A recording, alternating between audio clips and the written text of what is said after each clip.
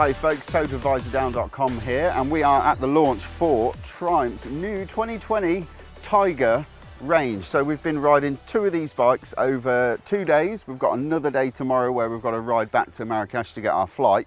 And we've ridden both variants, the Rally Pro, which is the bike that you can see here. And we've also ridden the top spec sort of sporty touring style one in the form of the GT Pro as well. Just a quick one about those two bikes and the differences between them. Obviously the Rally Pro is the more off-road biased of the two machines, and you can spec it up with some Pirelli Scorpion Rally tyres, super knobbly rubber. It's got some long travel Showa suspension, which is also new for this model as opposed to the previous top spec off-road one. Whereas the GT Pro it's more road biased, more road orientated and a little bit less hardcore.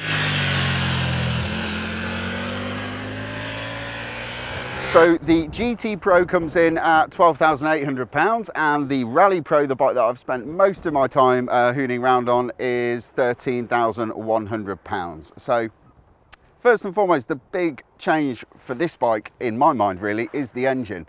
So it's still a 3-cylinder, it's now bumped up to 900cc, and it is what Triumph are calling a T-plane crank, which they think is probably the first time that this particular crank pin arrangement and firing order has been used on a motorcycle.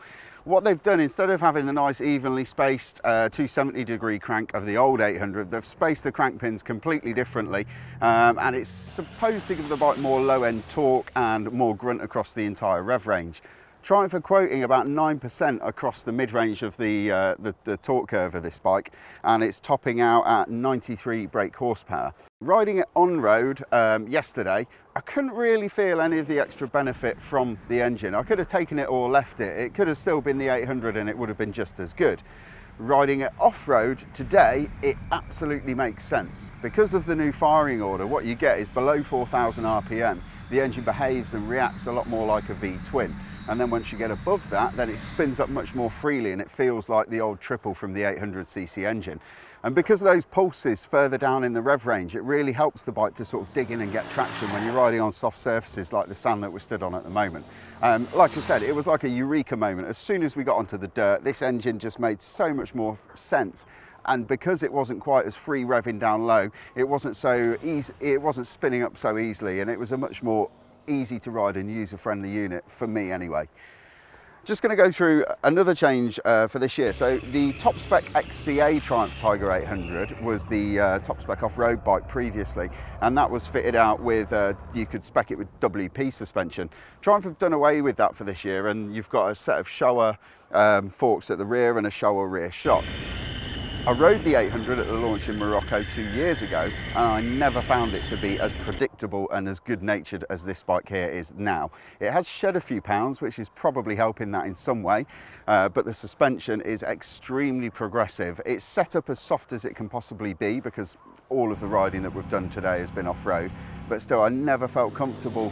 I never felt as comfortable on the Tiger 800 off-road as I do on this model. If you are looking for a bike to do a lot of off-road work and a lot of traveling and a bit of touring and commuting, this is, you know, much better than the old bike, and that wasn't a bad bike to start with, so it really is saying something.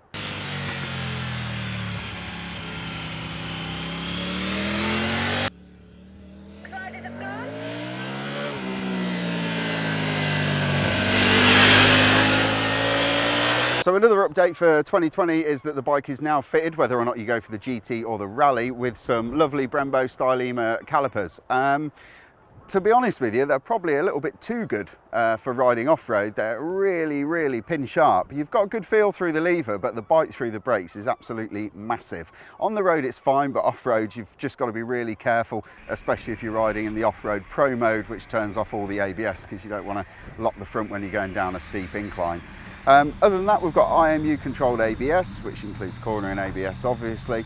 On the road you feel it cutting in ever so slightly, but because we're riding with more off-road biased tyres, it's probably par for the course. I did notice that on the GT Pro, which is the more road orientated bike, when the ABS does cut in when you're riding in sport or road mode, it does so in quite a nice fashion. It's not too abrasive, it's not too abrupt, and it doesn't sort of unsettle the bike too much.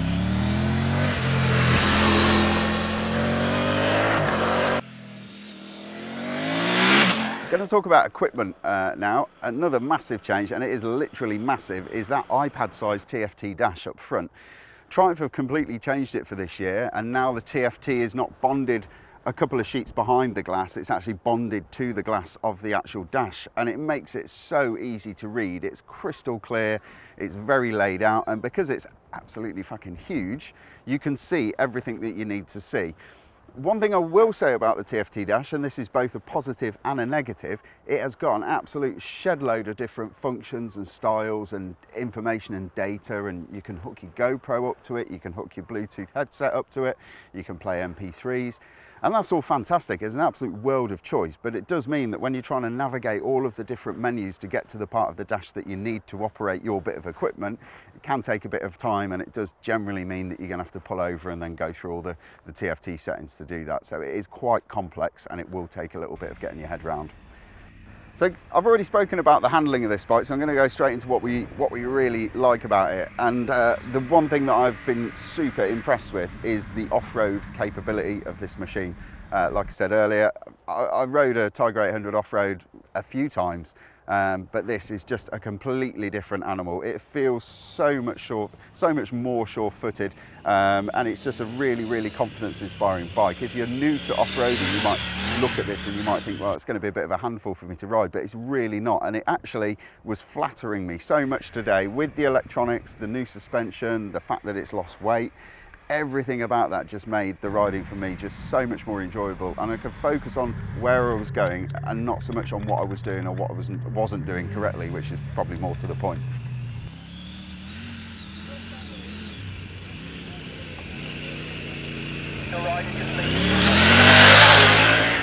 Another thing that I really like about this bike is the white frame on the Rally Pro, which is a special sort of paint option that you can opt for when you buy the bike. I don't know if you've ever seen it, but Triumph did a Tramontana based on the Tiger 800, which took part in the Pan Africa Rally with Felipe Lopez as the rider, and they took the inspiration for this colour scheme directly from that bike, and I think it looks absolutely mint. What don't we like about the Tiger 800? When I was riding it on the road, both the GT Pro and the Rally Pro get a bit vibey. It comes from the T-plane crank, and it's sort of, the vibration sort of builds around certain revs and becomes sort of like a resonant frequency. It's not a massive problem. Motorcycles vibrate. If you don't want to ride a motorcycle that vibrates, go and buy an electric bike. It's got a petrol engine, and there is an engine in there, and you can feel it, but it doesn't give you any sort of white knuckle. The pegs are quite nicely damped with rubber stoppers, but it's not as silky smooth on the road when you're doing long distances as the Tiger 800. Another thing I'm not 100% sure on, and this is totally personal preference, I'm not 100% sure of the styling. I really liked the old Tiger 800. I thought it looked really utilitarian and quite rugged, and now it's got a bit more of a kind of like squinty sort of cartoon face to it, and it might grow on me, it might not, but I did like the old Tiger 800, and I really think that if Triumph were going to do all this with the Tramontana frame, they should have given it a proper rally raid front end, sort of akin to the Dakar bikes or even the Tenere 700. I think it would have looked absolutely mint. The final thing that I want to mention that is a little bit tricky is obviously the TFT. With the amount of stuff that it's got going on in there, is a little bit tricky to navigate.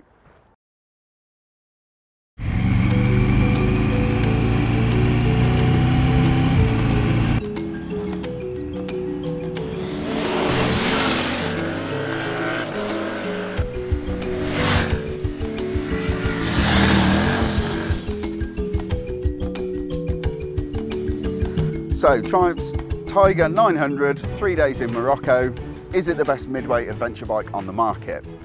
It's definitely up there. It's not the cheapest midweight adventure bike on the market. I mean, if you're looking at paying £13,000 for an adventure bike, you could go and get a Tenere 700, which is almost half that.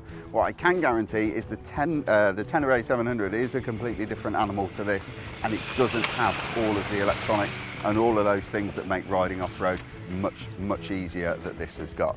If you're looking for a bike that you can tour on, commute on, and go off-roading across the dunes that are behind me, this is probably the best adventure bike on the market if you want to tick all of those boxes. You can read a full review on Visor Down. Thanks folks.